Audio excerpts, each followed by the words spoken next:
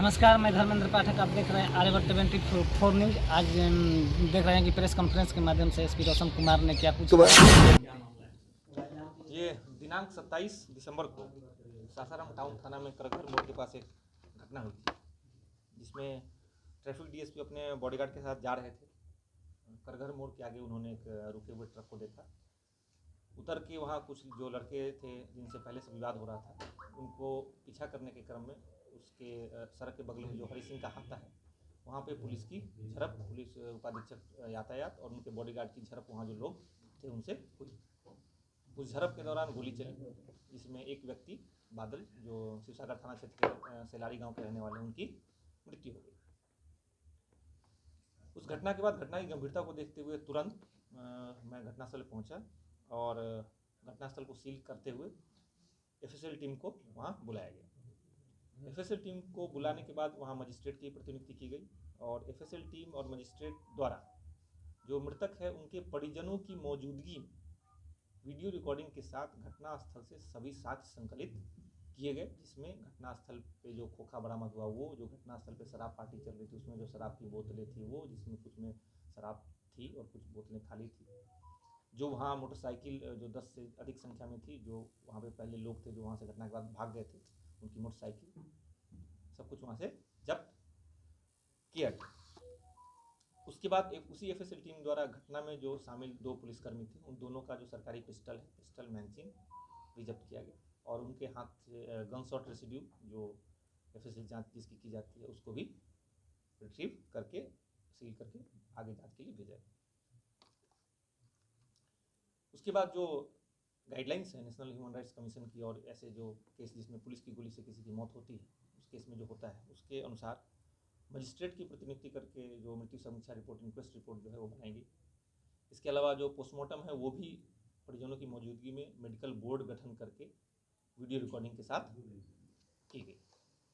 उसके बाद घटना में जो मृतक हैं उनके परिजनों के आवेदन पे प्राथमिकी दर्ज की गई, जिसमें ट्रैफिक डीएसपी के खिलाफ नामजद आवेदन दिया गया था, उनके ऊपर प्राथमिकी दर्ज की गई।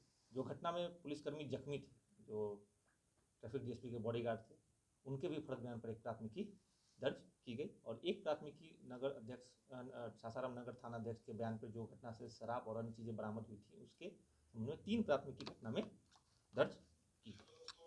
घटना के अगले दिन 28 तारीख को घटनास्थल के आसपास के सारे इलाके को खंगाला गया और जो घटनास्थल के आसपास जितने सीसीटीवी कैमरे थे सबका फुटेज रिट्रीव किया गया, जो प्रक्रिया है उसके तहत। फुटेज प्राप्त करने के क्रम में जो करघर मोड़ पे सीसीटीवी कैमरा लगा है, जिसका कंट्रोल रूम कलेक्ट्रेट में के दूसरे तल्ले पे है, वहाँ से जो फुटेज प्राप्त हुआ उसमें स्पष्ट हुआ कि पूरी घटना 10:35 से 10:39 के बीच में घटित हुई।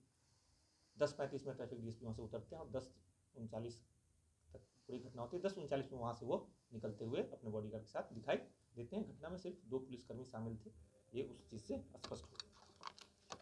उसके बाद घटना की पूरी जो रिपोर्ट 48 घंटे के अंदर national human rights commission, state human rights commission मुख्यालय और जो पुलिस उपमहानिरीक्षक साहब हैं सबको, जो बड़ी पदाधिकारी, उनको भेजी गई और इस कांड में जो पुलिसकर्मी जिन पर आरोप लग रहे हैं उनके संबंध में अग्रतर कार्रवाई के लिए मेरे द्वारा एक रिपोर्ट भेजी गई। उस रिपोर्ट के आलोक में आज डीएसपी ट्रैफिक को और जो उनके बॉडीगार्ड हैं उनको मुख्यालय द्वारा अटैच कर लिया गया है।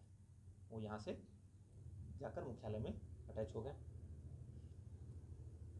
उसके बाद इस घटना में चूंकि एक वरीय पुलिस पदाधिकारी जो ट्रैफिक डीएसपी, उन पर आरोप है और आरोपों की गंभीरता को देखते हुए और घटना में चूंकि पुलिस ने पूरी पारदर्शिता और जो गाइडलाइंस है उसके अकॉर्डिंग काम किया है, इसलिए पूरी तरह परिजनों को आश्वस्त करने के लिए कि इस घटना में पारदर्शी, वैज्ञानिक और तथ्यात्मक अनुसंधान हो, इसलिए जो परिजन थे उनका अनुरोध है कि एक अलग एजेंसी जो जिले के बाहर की, उससे इसकी जांच कराई जाए।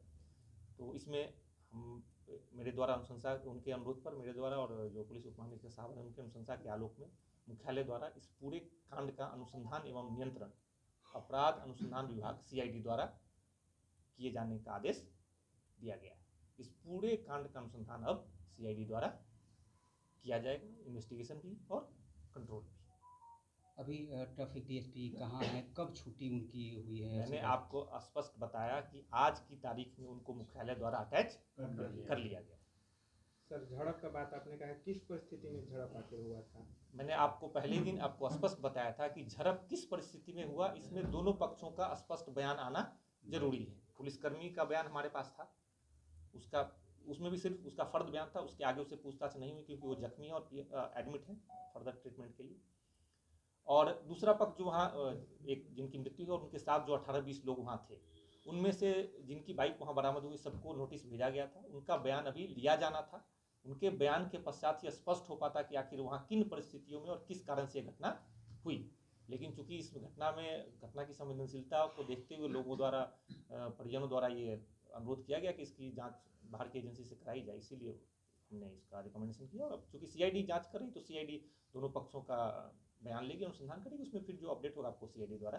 सर, जो सिपाही घायल हैं वो गंभीर रूप से घायल हैं, उनकी इंजरी की स्थिति क्या है? थोड़ा ये हॉस्पिटल के इंजरी रिपोर्ट आने के बाद ही पता चलेगा, लेकिन इसमें फर्दर अपडेट आपको सीआईडी टीम द्वारा ही जो इन्वेस्टिगेट करेगी उसके द्वारा दिया जाएगा। जैसा कि आपने सुना, जिस प्रकार से प्रेस कॉन्फ्रेंस के माध्यम से पुलिस कप्तान रोशन कुमार के द्वारा कहा गया कि ये सारे मामले बादल हत्याकांड का जो मामला चल रहा था 5 दिनों से, उसका जिक्र करते हुए उन्होंने कहा कि ये सारे केस जो है वो सीआईडी के हाथों में दे दिया गया है। ऐसी तमाम खबरों को देखने के लिए मेरे साथ बने रहिए। तब तक के लिए दीजिए इजाज़त। मैं अरेबर 24 न्यूज़ से धर्मेंद्र पाठक।